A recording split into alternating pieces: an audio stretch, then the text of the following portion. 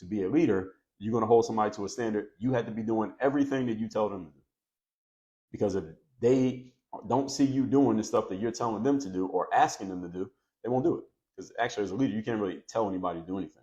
A boss can tell people to do things. A leader can only ask, and you can influence, you can persuade, but you can't really make anybody do anything as a leader. That's why leadership is harder than being a boss. Because a leader, people have to want to follow you. They have no obligation to do anything that you say when you're a leader. As a boss, they have an obligation because you can fire people, you can get them suspended, you can get them kicked off the job. But as a leader, you have none of that leverage. That's why being a leader is a much harder job. So you hear people bragging about being a boss. Rappers always talk about being a boss. That's cool to be a boss. There's nothing wrong with being a boss. I mean, if you own a business, you have employees, you're a boss technically. But being a leader is much harder because again, nobody has to listen to you.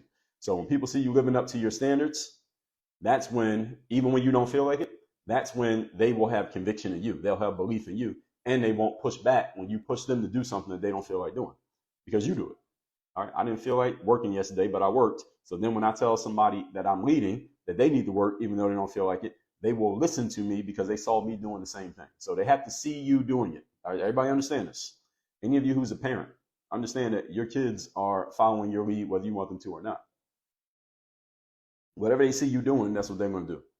Now, of course, you are also a boss. Most parents are bosses and leaders because you can make your kids do something, even if you're not doing it. You can make them clean their rooms, even if you didn't clean your room.